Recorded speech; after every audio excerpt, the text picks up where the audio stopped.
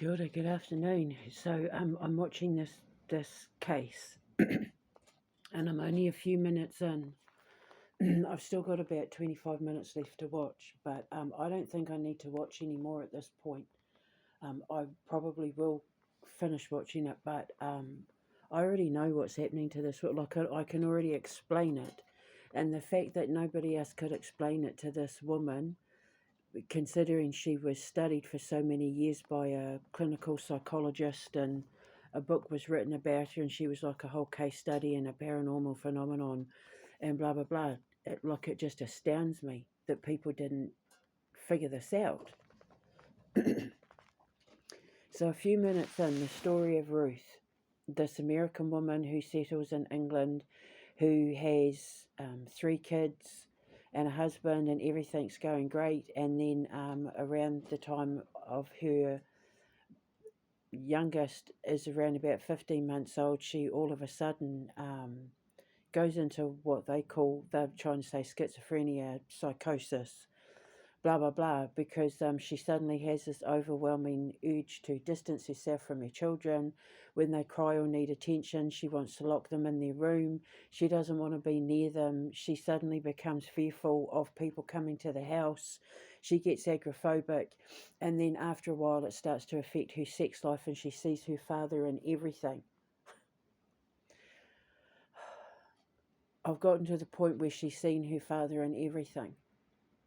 I'll put a link to the video in the description box. But she kept having nightmares she would have sleep paralysis.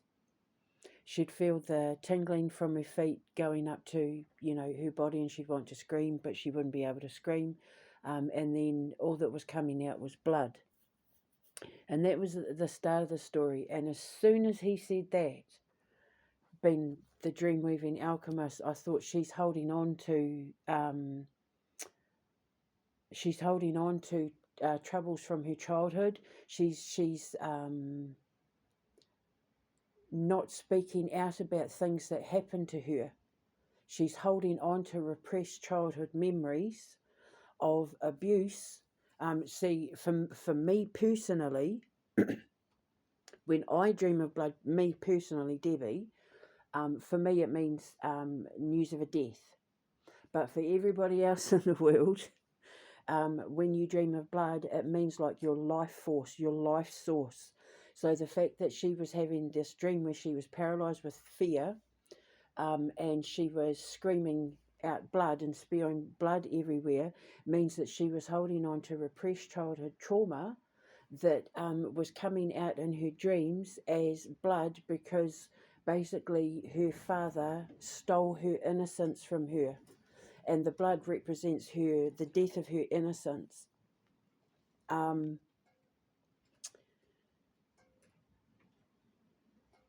And then what's happened is she's gone into protection mode. If I keep my children away, if I keep my children at a distance, they can't get hurt. Because my dad hurt me. Even if the father's dead, I don't even know if he's still alive at this point, because I had to make this video immediately. It felt important. But it's like psychologically, she would have reverted back to the 10-year-old that would have thought, I need to protect the children. I'll push them away. If I keep them away and lock them in their room, then my dad can't get to them. Even if the father is dead, even if her children's grandfather is dead, she would have, because what would have happened was her mother instincts would have kicked in and then gone into override, because she hadn't dealt with her repressed childhood suffering from the abuse that she suffered at the hands of her father.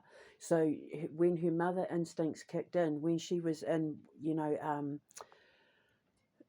in my culture, like the women in my culture would say, like the feathered nest syndrome, when your nest is all feathered and it's all like, your eggs have hatched and it's all lovely and you've all got like that nice warm, like, dad bird and mum bird and the baby birds and everything's just all like nice. It's the feathered nest syndrome when you're at a point of like domestic bliss, you can call it.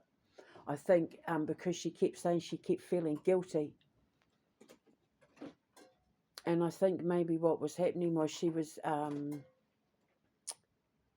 the guilt was coming from the fact that she was feeling like she couldn't protect her children, coming from the fact that she never spoke up and protected herself, coming from the fact that she was happy and she had a loving husband and a lovely home, and she was, she'd immigrated to a new country. She had these three beautiful children. Everything was going great, and she, like, survivor's guilt. But she was the survivor of her own abuse. Like, maybe she thought, or maybe even she had been told, well, yeah, I mean, sorry, yeah, the father did actually try and kill her a couple of times. So maybe she'd been told, you're not worthy of living, you don't deserve to live. And then, of course, what's happened is she's gone through her feathered nest phase of domestic bliss, and her mother instincts have kicked in, but gone into override, because she never had her mother there to protect her from her father. Clearly, if the mother had done her job, the father wouldn't have been abusing her for all those years. Um, so yeah, so because she didn't have the parents to teach her how to be a protective mother, she became overprotective. Because she didn't have a father who saw her as a daughter, she became detached from her husband and became physically repulsed by him, so she couldn't be sexually intimate with him anymore, because it was just she was reliving that trauma. She had survivor's guilt. She wasn't supposed to survive, but she did. And how has she managed to have this wonderful life? Like, it can't be right. So what's happened is, she's gone into survival mode.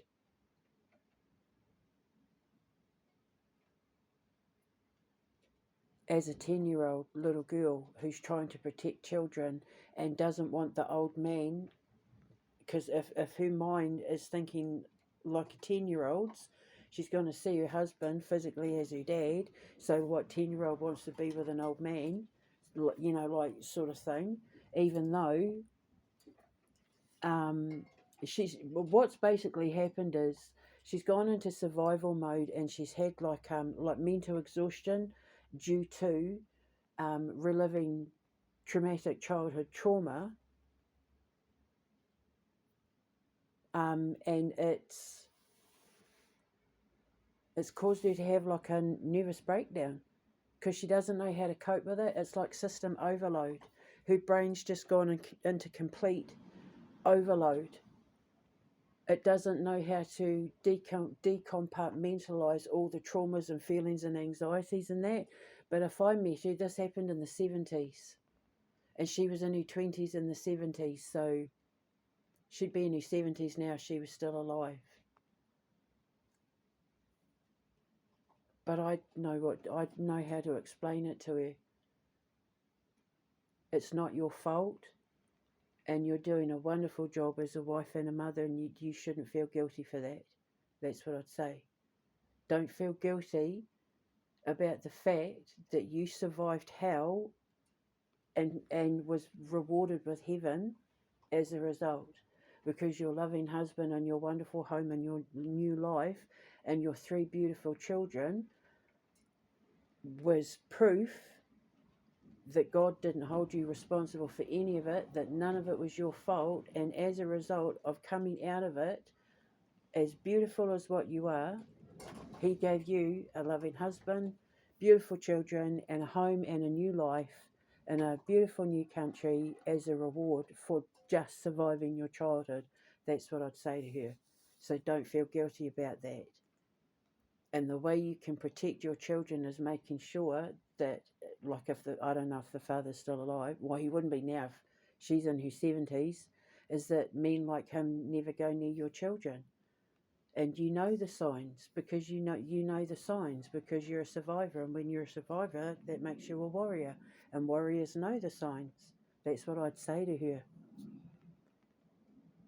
She just needed someone to sit down with her so that she could get it all out without being judged. Because see, that was the thing, is that because people automatically jumped on trying to figure out what was wrong with her and what medication they could give her and what diagnosis they could give her, and that nobody thought to just sit there and let her have a good cry and let her mourn the loss of her innocence and help her find ways to soothe her wounded inner child, and that nobody thought to just go to the healing.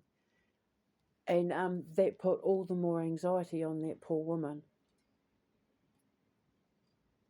This is why it's so important when you're going through what you would call dark nights of the soul, when you're going through your trips to the underworld, and that's why it is so important that you only listen to advice that makes you feel good.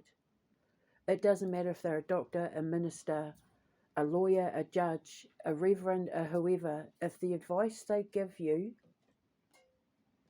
doesn't sit right in your heart, don't listen to it. Doctors, especially psychologists and psychiatrists, trust me,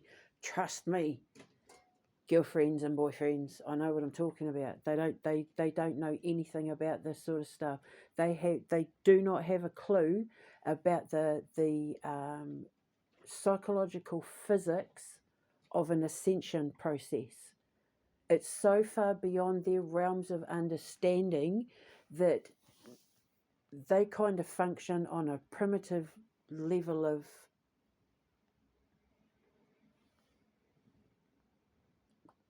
behavioral understanding.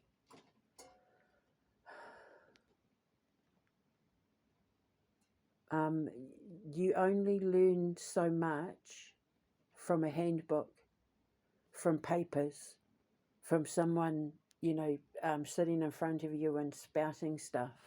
All the rest has to be learnt by experience.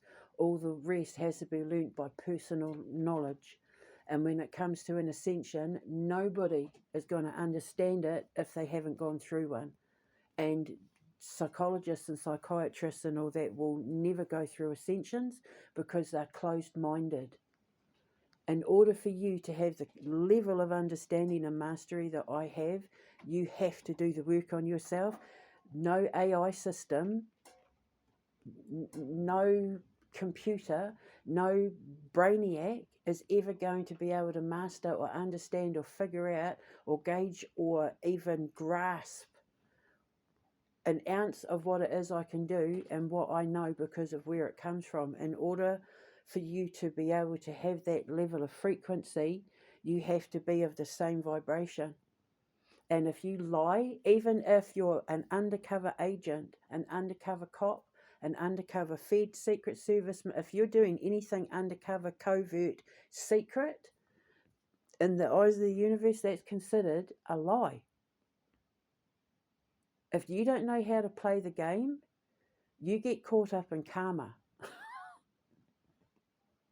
So, one of the reasons why countries like Israel and America and Great Britain and that are basically on fire at the moment is because everything they have done, from the government to the military to the judicial system, has all been done based on lies. And so everything that's happening now is all karmic retribution. Basically, it's like the universal laws of karma have come along and said guilty, setting them all on fire to burn it down, to start again, because fire represents purification. And the only way that you can have something new grow in a forest is to burn the old stuff down. And nature does that itself. Nature has its own wildfires, and they're all by itself. Nature knows how to regulate itself. Nature only had a problem when man came along and thought it knew better than God. And now we're finding out, no, we don't. All these scientists and governments and military people and that have been sitting there with a little pen and paper watching everything I do, thought they knew everything, thought their algorithms and that could figure me out and read me and preempt thing and put it into the AI, and I just broke everything.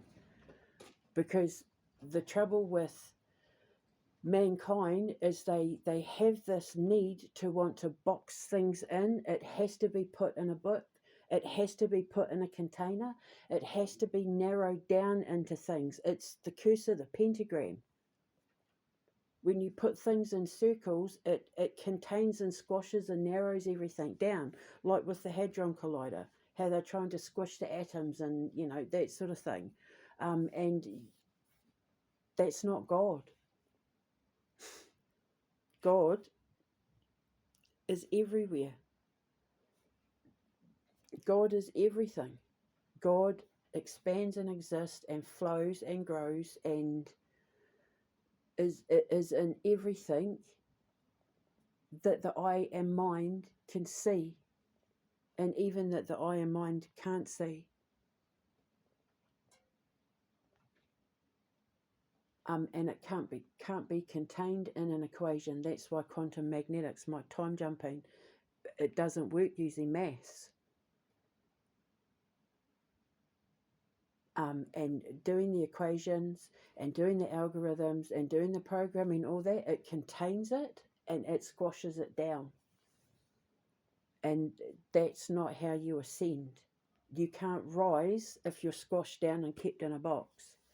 Knowledge is the same thing, which is why psychiatrists and psychologists and government agencies and AIs and that will never be able to figure out what it is these people are going through, because it requires having to rise above everything you thought you knew, which is ascension, to rise above, to ascend, to rise above.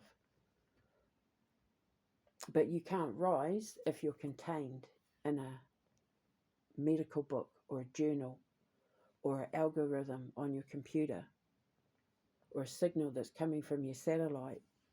It's all been contained in a thing, and that's not how ascensions work. That's not how the creation frequency works.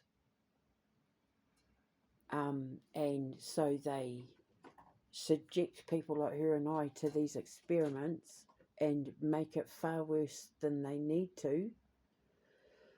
Well, I mean, if you try an experiment on me, it's only going to come back on karma for you. So, I mean, I don't care what experiment you put on me, because you can't, like, the lesson becomes yours, not mine. But with people like her, with people like that Ruth, she was put through a lot. But I can guarantee you, if an Indigenous person even just sat and listened to her dreams, they would have told her, oh, it's because of, you've got, that means this and that means that.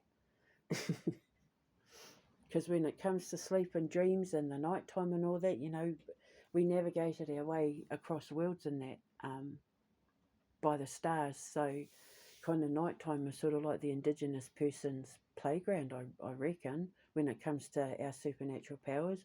We can do all the animal tracking and that as much as you like, and start fires with wood and sticks, and know how to live off the land and stuff, but we really show our supernatural powers when it comes to the stuff that comes out at night. And I haven't finished watching the video yet, the rest of the video yet, but I felt compelled to have to say something, because that poor woman. So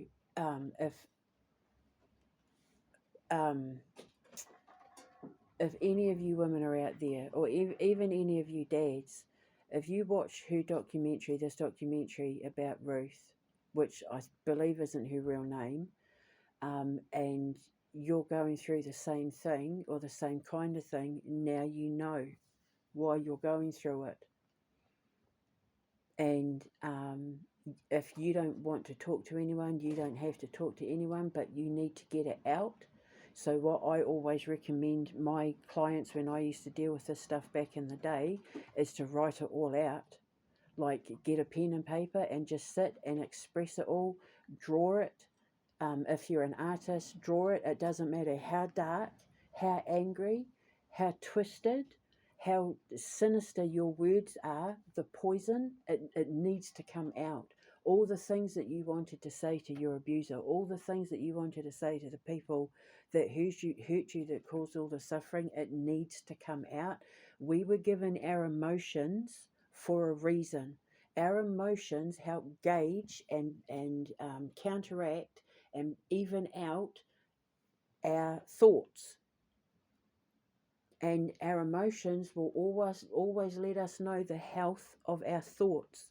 So you can't hold your emotions in, because it means that when you hold your emotions in, you're overthinking things and you're pushing stuff down and bottling it in and bottling it in, and that's not healthy. It has to come out. It's like shaking up a Coke bottle.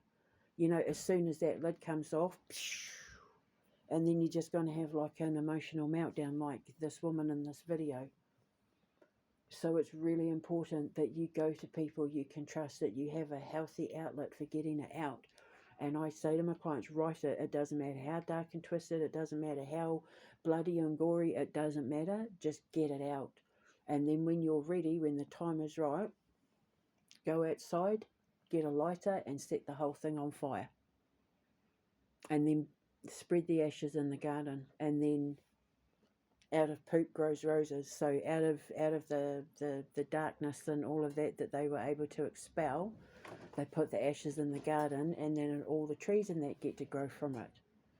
And then it's like a really beautiful way of just spitting that. If you've ever seen the movie Spirited Away, the Hayao Miyazaki movie, Studio Ghibli movie Spirited Away, when he spits up the black, that black sluggy thing, and it's like, you know, it's like it represents like greed, the greed of man sort of thing, and lust and all the darkness and that man has. The spitting of the black stuff is like all the sin basically, and it's the same thing. You're just spitting up the sin.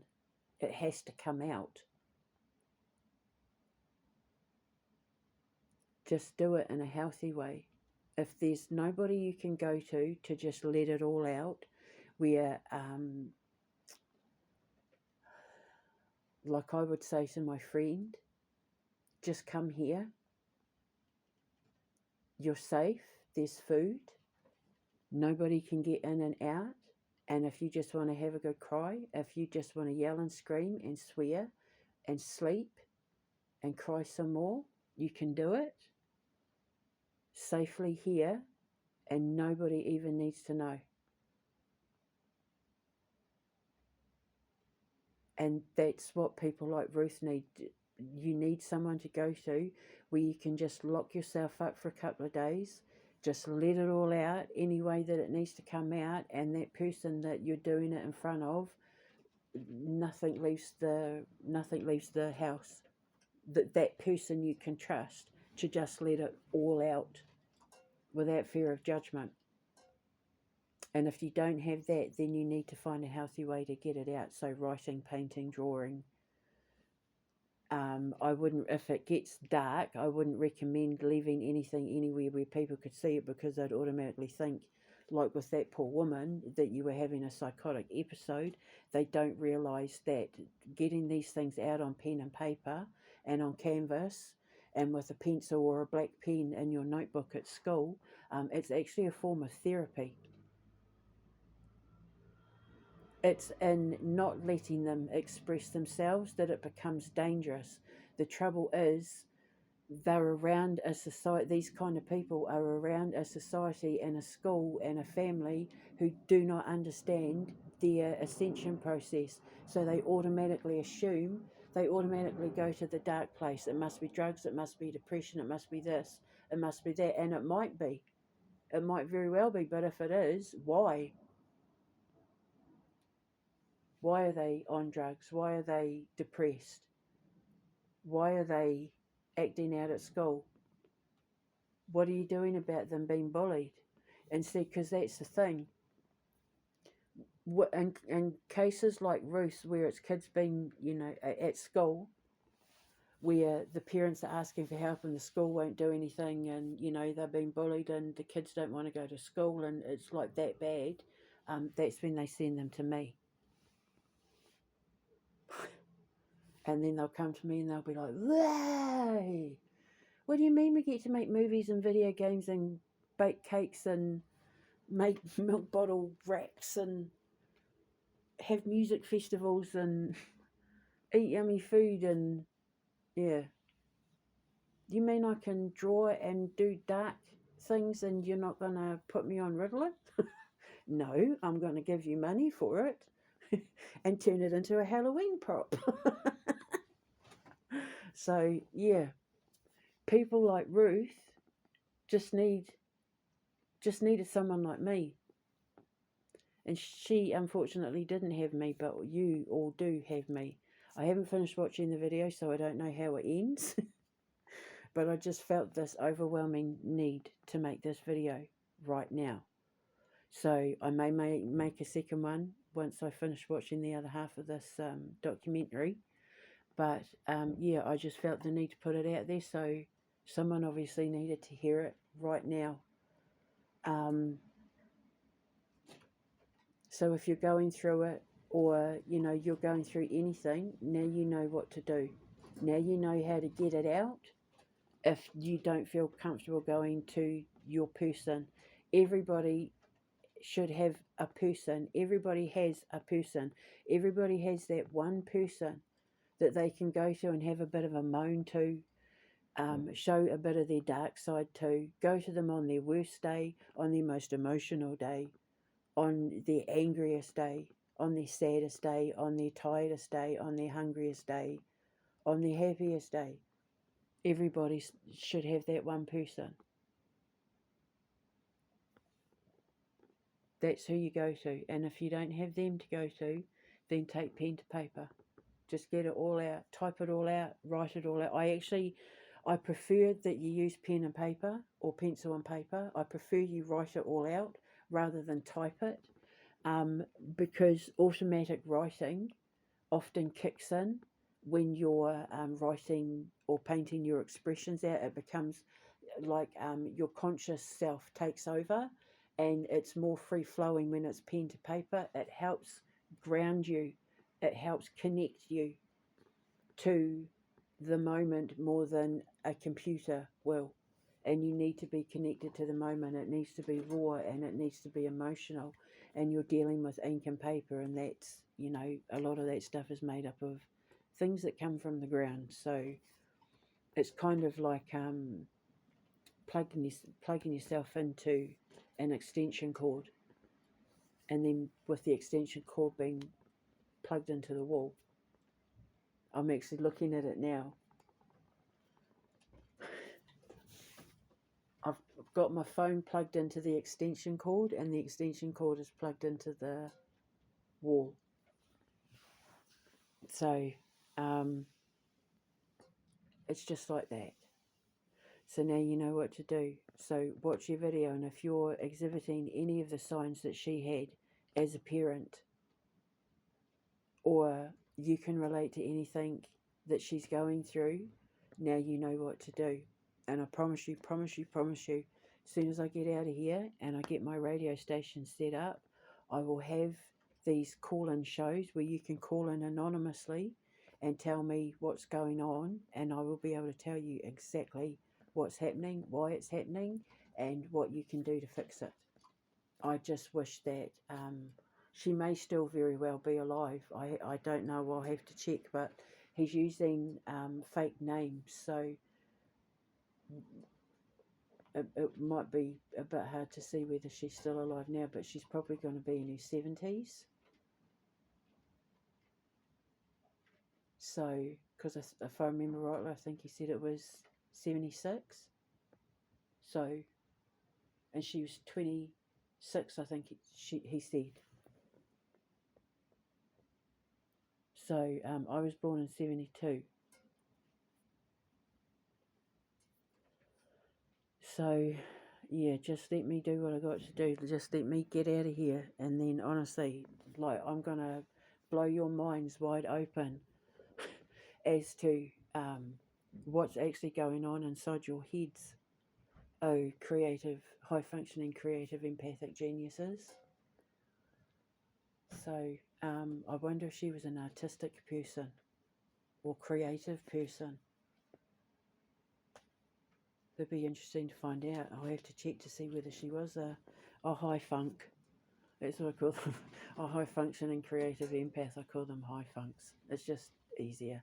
So, yeah, okay, so I'm going to go now because I'm going to make me a homemade pizza for my dinner and I've been looking forward to this.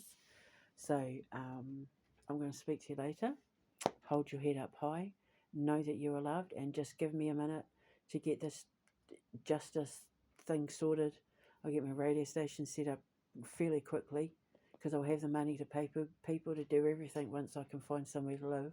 And then I'll get these radio shows punted out and find a way to get you being able to actually physically call in, because I would prefer to be able to hear your voices rather than read questions on a screen, because the thing is, when you're having texting conversations and typing conversations, you can't tell the person's mood. You don't know if they're joking, you don't know if they're angry, like it's hard to communicate. I don't like having long, in-depth communication sessions with people via text.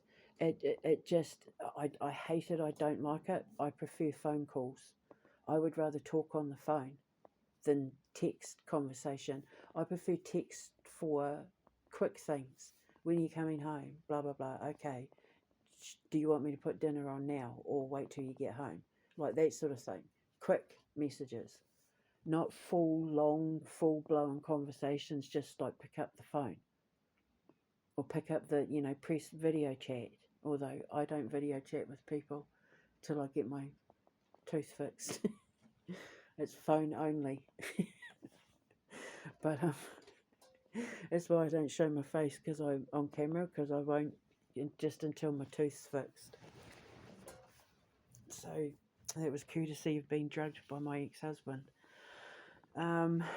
So yeah, so okay, I'm going to go. So now you know what to do, and I will finish watching the video, and I may make a second video after I've watched it, but for some reason I just felt this overwhelming urge to do the video now. So it's obviously important that somebody needs to hear it now. So I'll speak to you later. I love you all. Ka kite anō. Mwah.